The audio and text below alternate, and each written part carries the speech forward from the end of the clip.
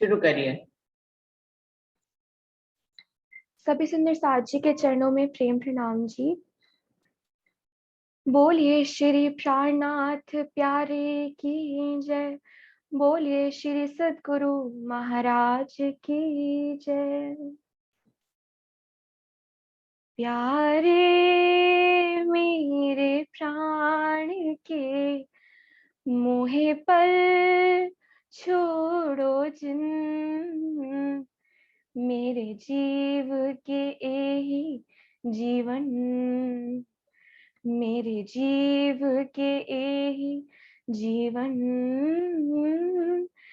मैं पाई में हर महबूब की, मैं पाई में हर महबूब की, मेरे जीव के एही जीवन, मेरे जीव के एही जीवन।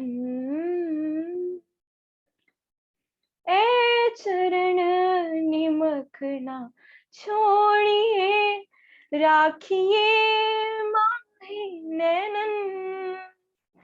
ए चरण निमखना छोड़िए, राखिए माही नैनन।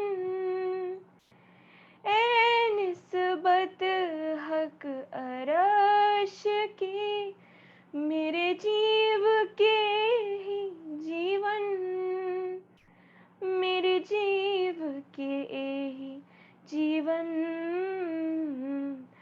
प्यारे मेरे प्राण के मोहे पर छोड़ो जिन, मेरे जीव के ही जीवन, मेरे जीव के एही जीवन। धनी देवे सहूर सब विद, तो मैं नैनो निरखून सिदिन। धनी देवे सहूर सब विद, तो मैं नैनो निरखून सिदिन। आठों जाम 64 घड़ी, मेरे जीव के ही जीवन। आठों जाम 64 घड़ी, मेरे जीव के ही जीवन, मेरे जीव के ही जीवन। प्यारे मेरे प्राण के मोहे पर छोड़ो जिन, मेरे जीव के एही जीवन, मेरे जीव के एही जीवन। श्री महामति चाहे इन चरण को, कर मन सा वाचा कर्मण। श्री महामति चाहे इन चरण को, कर मन सा वाचा कर्मण। आए बैठे मेरे सब अंगों, मेरे जीव के ही जीवन। आए बैठे मेरे सब अंगों, मेरे जीव के ही जीवन, मेरे जीव के ही जीवन। प्यारे मेरे प्राण के मोहे पर छोड़ो जिन, मेरे जीव के एही जीवन, मेरे जीव के एही जीवन। मैं पाई में हर महबूब की, मैं पाई में हर महबूब की, मेरे जीव के एही जीवन, मेरे जीव के एही जीवन। बोलिए श्री प्राणनाथ प्यारे की जय।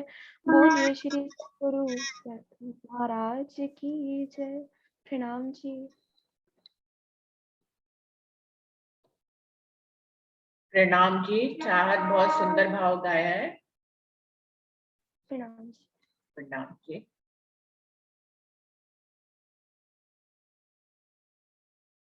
सुंदर साथ जी शुरू करते हैं।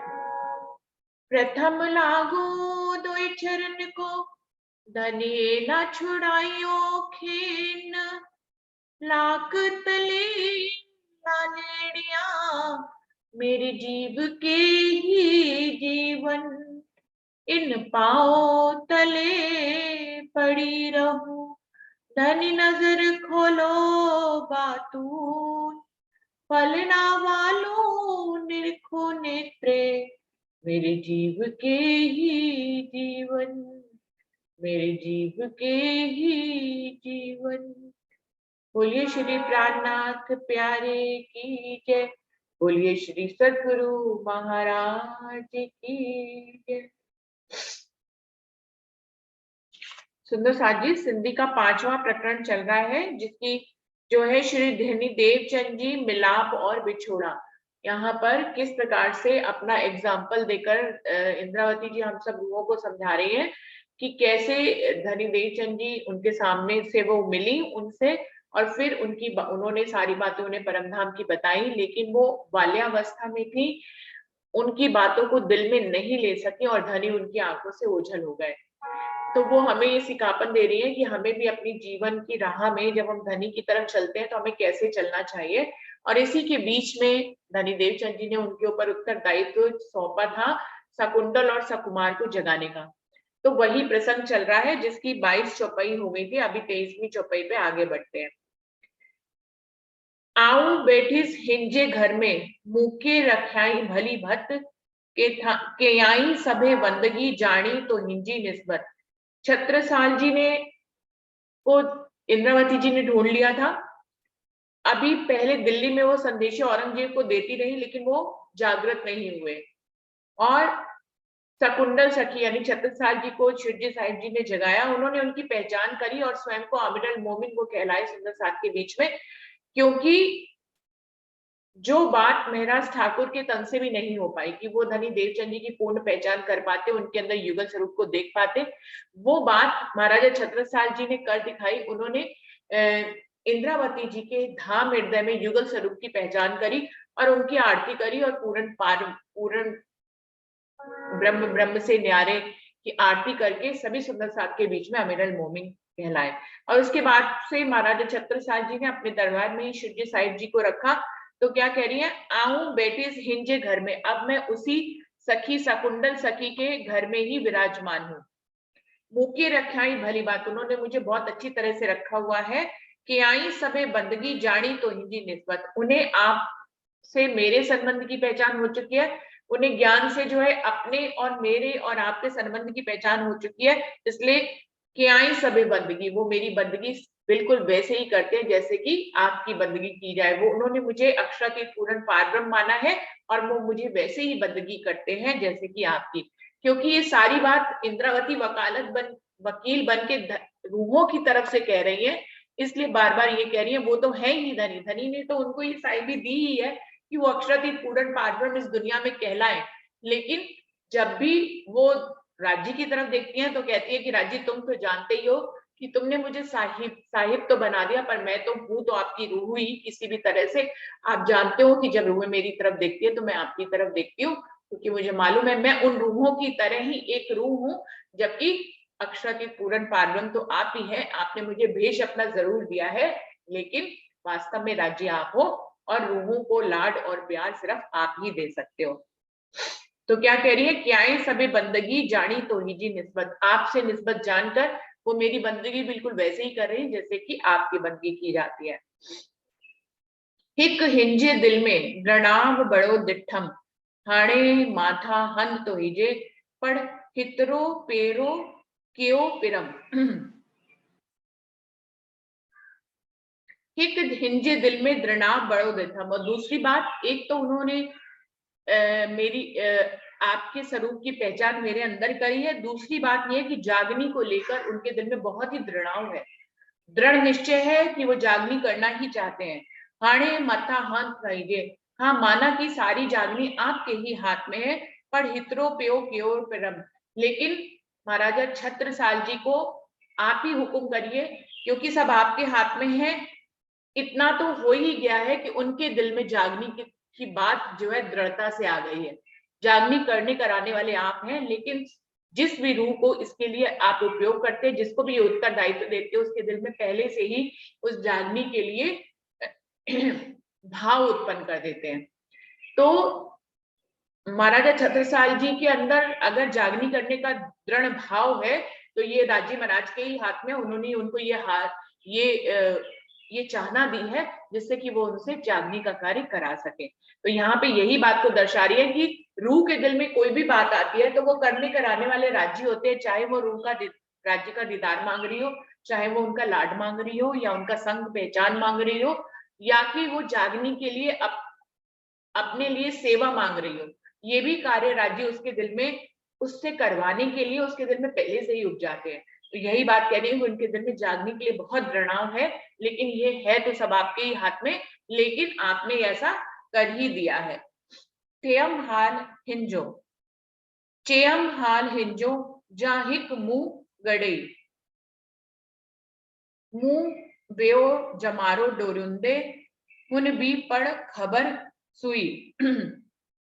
अब छत्रसाल जी का जो हाल है, जो मुझे छत्रसाल जी मिले हैं उनका हाल तो मैंने आपको बता ही दिया है। और मैंने, लेकिन दूसरी सखी शकुंतल मुझे नहीं मिली, लेकिन उसको खबर है कि कोई उनको ढूंढ रहा है। हे बय जन्यू मिट्टी करे मुकू थयु न्यारिन, हुन असा हिंदे ई न विचारियो मुमु लाए दुख धारिन। क्या कह रहे हैं, मेरे को शकुंतल सखी मिली है, उसका हाल मैंने आपको बयान कर दिया, लेकिन जो दूसरी सखी है सकुमार सखी, वो मुझे नहीं मिली है, और वो अभी तक माया में भूली हुई है। लेकिन उसको खबर पड़ गई है, हमारी और छत्रसाल जी की खबर पड़ गई है कि कोई दो रूहें उन्हें ढूंढ रही हैं। लेकिन वो माया में इस कदर मगन है कि उसको ढूंढने में हमें कितने कष्ट हो रहे हैं। खेल लंबा होता चला जा रहा है, जब तक वो नहीं जागेगी खेल खत्म नहीं होगा। इन सारे दुखों को वो समझ नहीं पा रही है। कौन? सकुमार सखी इस बात को नहीं समझ पा रही है कि उसके ना जागने पर, उसके ना मिलने पर खेल लंबा होता चला जा रहा है, और उनको उसको जगाने वाली रूहों को कितना कष्ट हो रहा है। जो जाग जाता है उसी को घर जाने की जल्दी पड़ी होती है, जो जागता नहीं है उसको कहाँ घर जाना है, उसको तो इसी खेल में रहना है, उसको इसी खेल की साइड ही चाहिए। तो यही बात कह रही कि जो रूहें जाग जाती हैं वो परम धाम जाना चाहती है, क्योंकि उनको ये खेल अच्छा नहीं लगता। उन्होंने तो माया पहले ही छोड़ दी, तभी तो वो इस काबिल हुई कि वो जाग गई। लेकिन जो जाग जाती है वो माया को छोड़कर ही जागती है। अब जब जाग जाती है, माया को छोड़ चुकी होती, तो माया में उसको अपना काम ही नहीं समझ में आता, और वो चाहती है कि परम धाम प्रेम में जाया जाए, क्योंकि इश्क, इलम की मंजिल तो इश्क तक ही पहुंचाती है। तो हर रूह जो इलम की मंजिल पार कर चुकी होती है, वो इश्क की मंजिल पे आने के लिए बार बार परम धाम जाना चाहती है। लेकिन उसके साथ समस्या ये है कि पौड़े भेले तो जागे भेले, एक साथ ही परम धाम जाना है। तो वो उसको फिर एक ही काम समझ में, उसको एक ही जिम्मेदारी राज्य दे देते, जिस रूह को जगा के तुम्हें अब और रूहों को जगाना है, क्योंकि वो सब जागेंगे तभी तुम भी परम धाम जा पाओगे। तो यही दर्द को यहाँ पर इंद्रावती सखी जो है वो इसमें दिखा रही है कि सकुमार मुझे नहीं मिली और ना ही वो मुझसे जागी, लेकिन शकुंतल सखी मेरा साथ देने के लिए जाग गई है, और अब हम दोनों मिलकर सकुमार सखी को ढूंढ रहे हैं। लेकिन वो माया में इतनी लिप्त है कि उसे हम जागृत सखियों के दुख का पता नहीं लग रहा है। हो हल्लड़ के उतावरियो अर्श उठते दर, हेके रहंदियो रंज में हुन विसरी न्याय खबर। इस चौपाई में भी वो यही बात कह रहे हैं कि हो हल्लड़ के उतावलियों की शकुंतल सखी जो है वो बहुत उतावली है, अर्श उठते दर की किसी तरह परमधाम का दरवाजा खोले और हम अपने धनी से मिलन करके इश्क में और वायदत में पहुंच जाए। हेके रहंदियो रंज में, लेकिन दूसरी सखी है जो खेल में ही रहना चाहती है, सकुमार सखी, हुन बिसरी न्याय खबर, उसको किसी बात की खबर ही नहीं है, क्योंकि वो इस खेल को ही देख रही है, इसमें सब भूली हुई है। ते लाए पिरम आऊं हेकली, मुंह भी ना गर्जी काए, जे तोजो दर उपटे मूंजू आसनिया बुझाए। ते लाए पिरम आऊं हेकली, हे धनी आपने मुझे इस स्थिति में डाल दिया है, मुंह भी ना गर्जी काए, कि मैं क्या करूं। जे तोजो दर उपटे मूंजू आसनिया बुझाए, मुझे दूसरी सखी जो है वो जाग नहीं पा रही है, क्योंकि आपने जिम्मेदारी तो दोनों को जगाने की दी थी।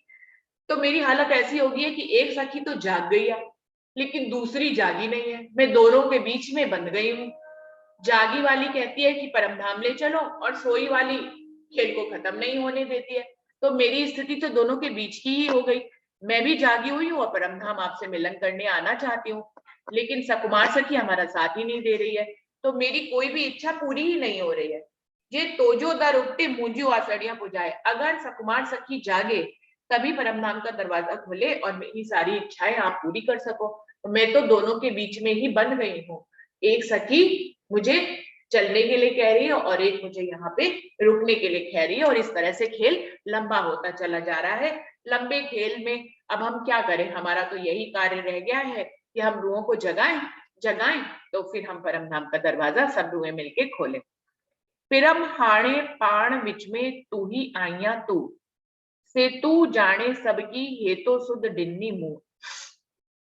अब धनी मेरे और आपके बीच की अगर बात करें, शकुंडल और सकुमार सखी को छोड़ देते हैं, उनकी तो जो लीला है वो लीला है, लेकिन इंद्रावती जी कह रही है पिरम हाणे पाण विच में, मेरे और आपके बीच में अगर देखा जाए, तू ही आइया तू, तो सब तरफ आप ही आप हो धनी, मैं कहाँ हूं यहाँ पर। मेरे और आपके बीच में आप ही आप हैं।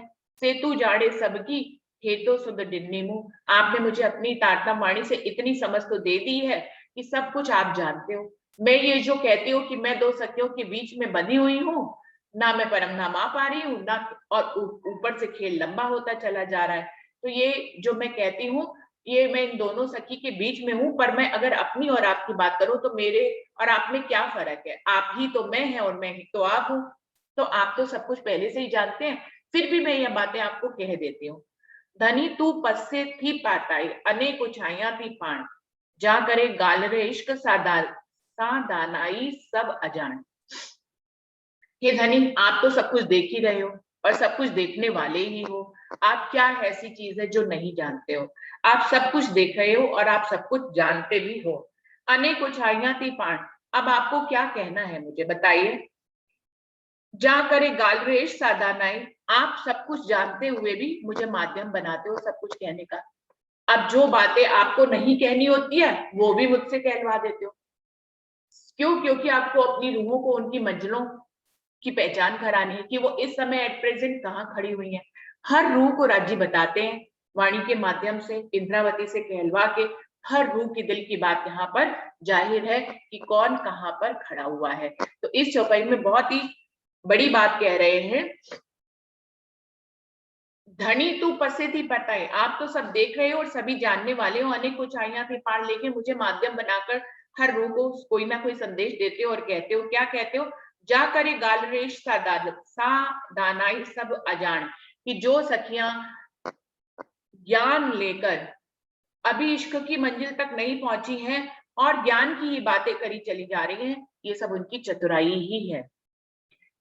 इश्क जब तक ना आए तब तक ज्ञान से आप कितने भी आगे बढ़ जाएं, आप कितनी भी ज्ञान की बातें कर लें, लेकिन इश्क के बिना सब अधूरा है। क्योंकि इल्म का आखिरी मंजिल तो इश्क ही है। इल्म इश्क का पूरक है और इश्क इल्म का पूरक है। तो प्रेम तो आना ही चाहिए, चाहे बाद में आए या पहले आए। पहले आता है तो रूह ज्ञान की तरफ बढ़ती है, और जब ज्ञान ले लेती है तो भी उसे इश्क तक ही आना होता है। तो कह रहे जा करे गाल रे इश्क सा दानाई सब अजान, वो रूह बड़ी अनजान होती है जो ज्ञान तो ले लेती है लेकिन इश्क तक नहीं पहुंचती और ज्ञान की लंबी लंबी बातें करने लग जाती है। अब यहाँ पर ये जो कहने का, इस चौपाई के ऊपरी वाले भाग, ऊपरी भाग का जो कहना वो ये कि धनी ये बातें अपनी रूहों को कहना ही चाहते हैं, क्योंकि वो उनको उनकी मंजिल बताना चाहते हैं कि खाली ज्ञान से काम नहीं चलेगा, इश्क तक तो पहुंचना ही पड़ेगा। तो उनको ये संदेश रूहों को देना है, उनको उनकी मंजिल की पहचान करानी है, क्योंकि इल्म में भी इतना नशा है कि रूहें इल्म में ही खो जाती है और कई बार पूरी उम्र बीत जाती है और इश्क तक रूहें नहीं पहुंच पाती हैं। इसमें सभी लोग शामिल हैं, लगभग 90% रूहें इसमें शामिल हैं। तो यहीं पे वो संदेशा दिलवा रही है इंद्रावती के माध्यम से कि इस तरह का ज्ञान सब चतुराई ही है, क्योंकि इल्म से इश्क की मंजिल तक नहीं पहुंचे तब तक रूह का उद्देश्य पूरा नहीं हुआ, क्योंकि इल्म से ही समर्पण आएगा, समर्पण से विरह, विरह से जो है वो इश्क आता है। तो उनको उनका बता रही है कि प्रेम के बिना तो सारी बातें ही अधूरी हैं और वो सब चतुराई ही है। दम में चुहाऊं हेकली, दम में गणजिस बेई, दम में मेडो रूहन जो न्यारियां थी त्रेई। इंद्रावती जी कह रही है आपने मेरी हालत ऐसी कर दी है कि मैं एक बार में एक सी बात ही नहीं कह पाती हूँ।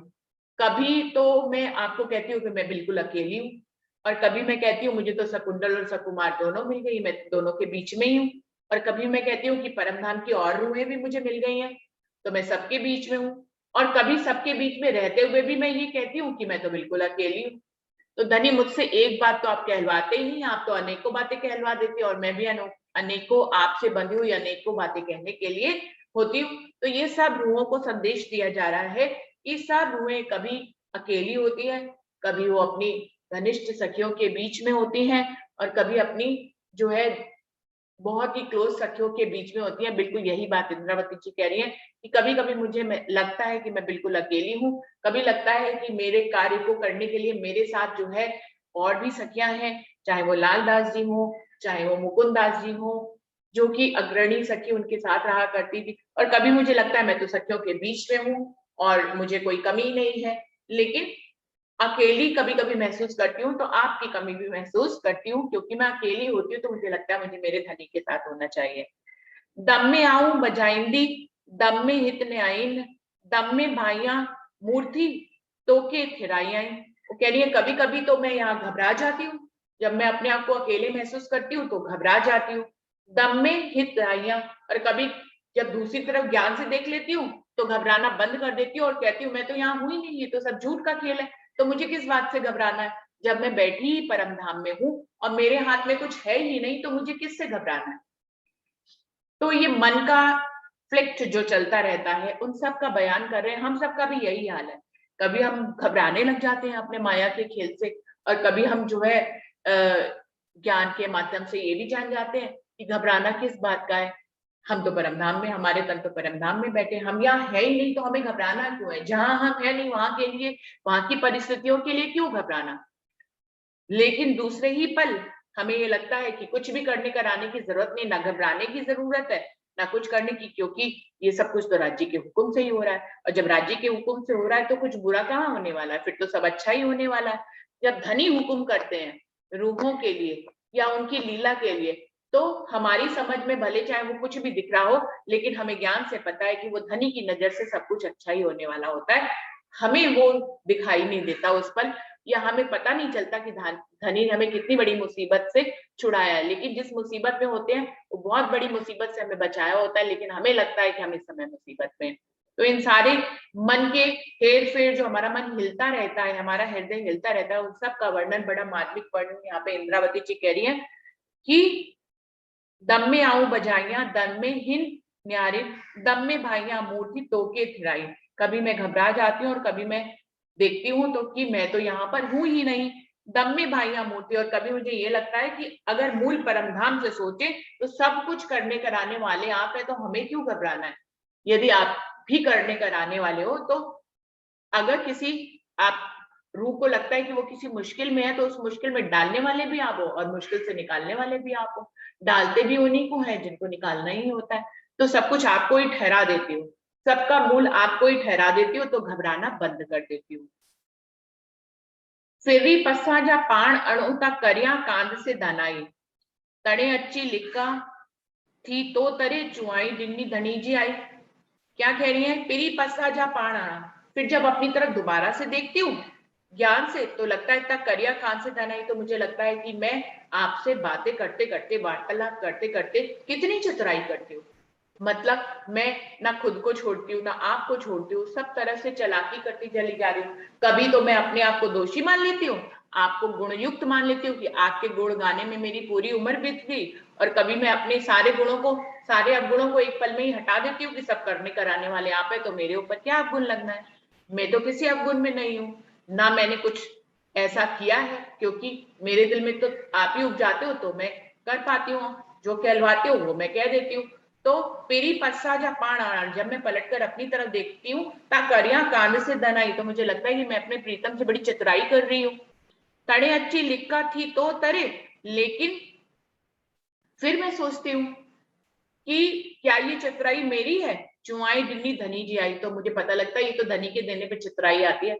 मैं कहाँ से चतुराई ले आऊंगी जब मेरा कुछ बस ही नहीं चलता। मेरे तो सब अंग तुम्हारे हाथ में है, मेरे तो 9 अंग तुम्हारे हाथ में, मेरे 4 अंतःकरण और 5 इंद्रियां सब आपके हाथ में है, तो मेरा तो कुछ है ही नहीं।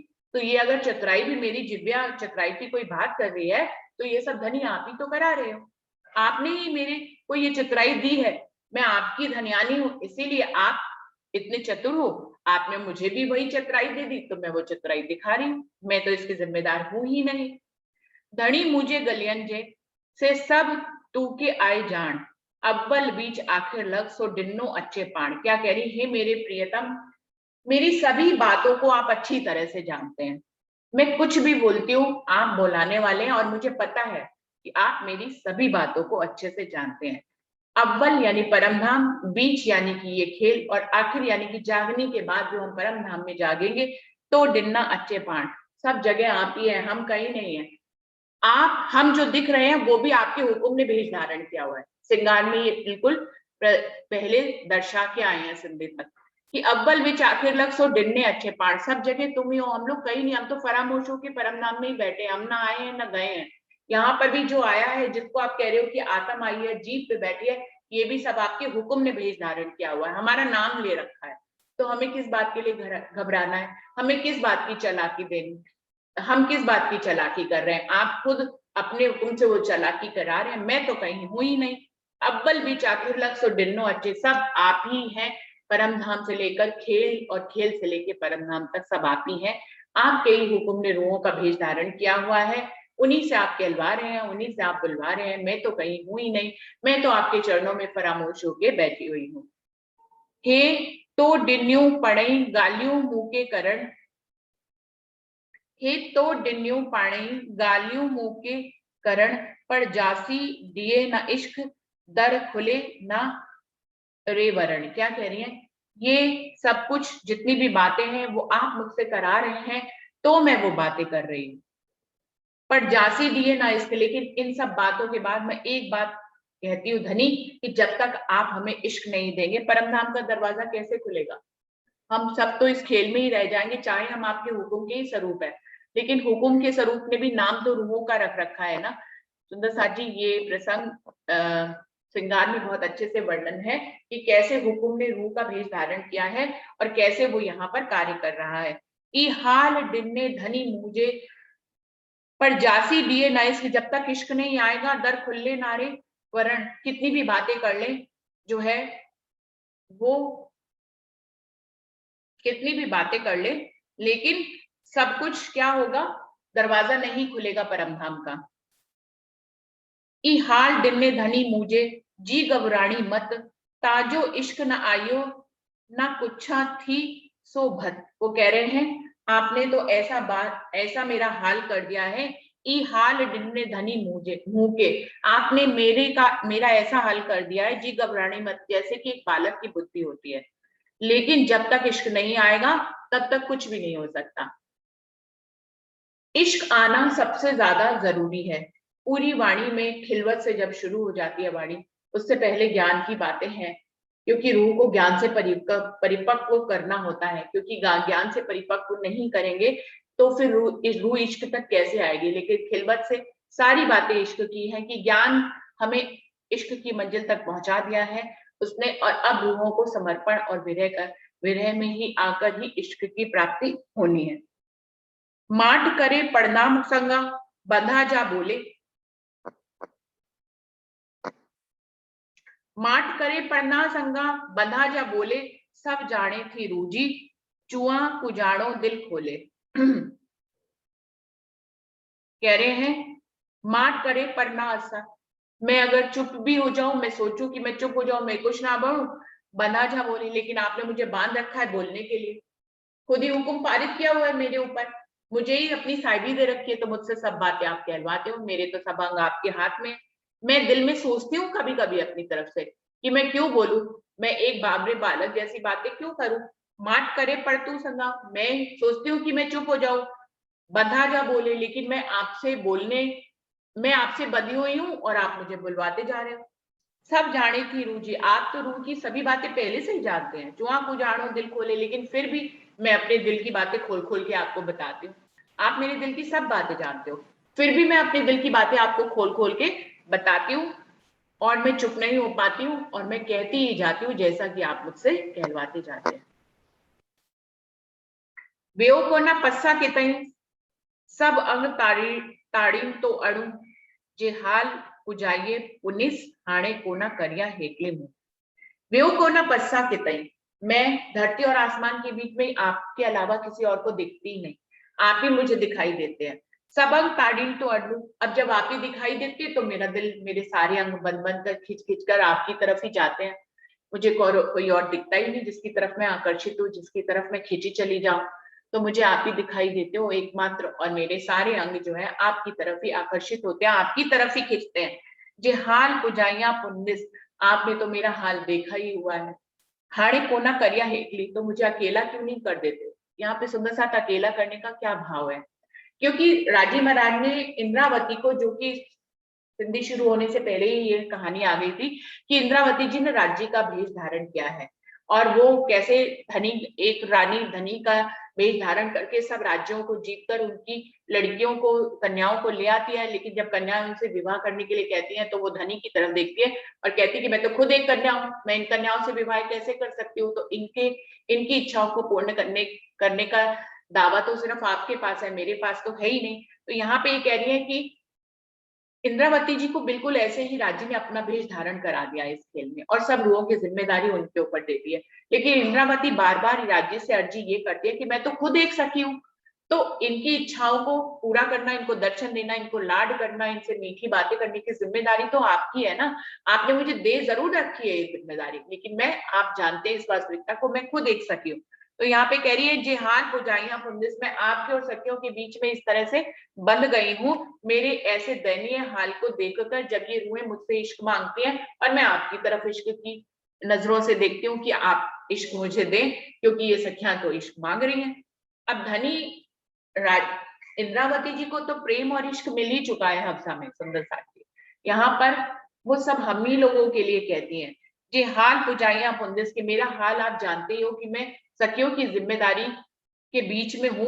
हाणे कोना करिस बेकली, अगर आप मुझे अकेला कर दो और मुझे इस जिम्मेदारी से मुक्त कर दो तो मैं तो आपके प्रेम में खो जाऊं, लेकिन आपने मुझे इनकी जिम्मेदारी दे रखी है, इसलिए मैं इनके साथ बंधी हुई इस खेल में ही रहती हूँ, जब तक ये सब नहीं जागेगी मैं आपसे इश्क की बात भी नहीं कर पाती हूँ। तो इंद्रावती जी का जो अष्टपहर की बीतक है, बीतक में उसमें सब सुंदर साथ को चर्चनी और चितवनी कराते हुए वो उनको इश्क की मंजिल तक पहुंचाते हैं, उन सब सेवाओं में, उन सब बातों में, कार्य में, और स्वयं भी वो चितवनी करने के लिए एकांत में बैठा करते हैं। ये हम सब सुंदर साथ को मालूम है कि गुम्मट जी के ऊपर गुमटी बनी हुई महाराजा चित्रसाथ जी की भी एक छोटी सी, जहां वो ध्यान करते थे, और मेरा ठाकुर जी भी जहां बैठकर ध्यान करते थे, उनके चरण कमल वहां पर बने हुए। तो यही बात कहने की, यदि आप मेरे इस हाल को जानते हैं और आप तो देख ही रहे हैं, तो मुझे अकेला क्यों नहीं कर देते, जिससे मैं आपसे आकर प्रेम की बातें कर सकूं। लेकिन आपने मुझे अकेला नहीं किया हुआ है, आपने मुझे इन 12,000 रूहों के साथ बांध दिया है, मैं उन्हीं के साथ बंधी हुई हूँ और उन्हीं को जगाने की जिम्मेदारी को मैं लगी हुई हूँ। जेतु करिया हेकली भाइये गर्जा आऊं, सेता तो हिंजे सिखायल ना पाइया थी काऊं। क्या कह रहे हैं, यदि आप मुझे अकेला कर दें तो मैं भाग कर आकर आपके गले लग जाऊंगी। सेजा तो हिजे सिखाइल ता पाइया थी ताऊं, कह रही है ये सारी बातें मैं इसलिए कह रही हूँ धनी, क्योंकि आपने ही मुझे सिखाई है, आप मुझे जो सिखाते हो मैं वो सब कह देती हूँ। हेजे कराइया गालियों एही कोल फेल जे हार, हिन मजलस ओडरी मुंह के कई नूर जमाल। इंद्रावती जी क्या कह रही है, हे धनी, आप सोचो आपने मुझसे रूहों की करनी, कहनी, रहनी के बारे में कितनी बातें कहलवाई, कितनी बड़ी बड़ी बातें करवाई कि रूहों को किस प्रकार की कहनी करनी चाहिए, किस तरह की करनी चाहिए, उनकी चाल कैसी होनी चाहिए, उनका हाल कैसा होना चाहिए, उनको इश्क में गर्क हो जाना चाहिए। आपने इतनी इतनी बड़ी बात कराई, हेजे कराइयां गालियों, आपने ये जो बातें कराई हैं, यही कोल फेल जाल की रूहों का कौल फेल और हाल कैसा होना चाहिए, इन मजल के ओडरी मुंह के कहिए नूर जमाल। अब इतनी इतनी बड़ी बातें कहनी करनी रहने की कराई है, तो रूहों को उस मंजिल तक तो पहुंचाइए, मुझे उस मंजिल तक तो पहुंचाइए। कह तो अपने लिए रही है, इन मजल के ओट की मुंह के क्यों नूर जमाल, इस मंजिल तक मुझे पहुंचाइए। लेकिन इंद्रावती तो कौल फेल हाल में पहुंची ही हुई है सुंदर साथ जी, उनको क्या पहुंचना है, वो तो हमारे लिए ही कह रही हैं। इतनी जो आपने कौल फेल हाल की बड़ी बातें करी हैं, तो मुझे उस मंजिल तक भी पहुंचाइए। इतनी बातें बड़ी बड़ी करने पर खाली कहना ही थोड़ी ना है, उस तक पहुंचना भी है। पीरी दिए थी जे दिल में सा माधाई करिया पुकार, ते सब तू ही कराइया तो हत कार गुजार। कह रहे हैं पीरी दिए थी जे दिल में, आपको जो कुछ रूह को देना होता है उसकी पुकार आप पहले से ही कराने लग जाते हैं। इसका क्या आशय सुंदर साथ जी, इसका आशय ये है कि हमारे दिल में अगर ये आता है फॉर एग्जाम्पल कि हमें राज्य का दीदार हो, तो राज्य को दीदार देना होता है, तभी वो पहले से हमारे दिल में उपजाते हैं और हमसे ये पुकार करवाने लग जाते हैं कि हमें तो राज्य का दीदार चाहिए, हमें तो दीदार चाहिए, हमने इश्क तो बहुत, इल्म तो बहुत प्राप्त कर लिया, अब धनी के प्रेम से उनका दर्शन करना चाहते हैं। तो क्या कह रहे हैं, पिरी दिए थी जे दिल में सा मांधाई करिया पुकार, जिस मंजिल पर आप पहुंचाना चाहते हैं उस मंजिल की मांग रूह के दिल से पहले से ही करवाने लग जाते हैं, उससे वही पुकार बार बार करवाने लग जाते हैं, उसके दिल में वही बातें डाल के उससे वही वही मांग दोबारा दोबारा करवाने लग जाते हैं। से सब तू ही कराइया, ये सब कुछ आप ही कराते हो,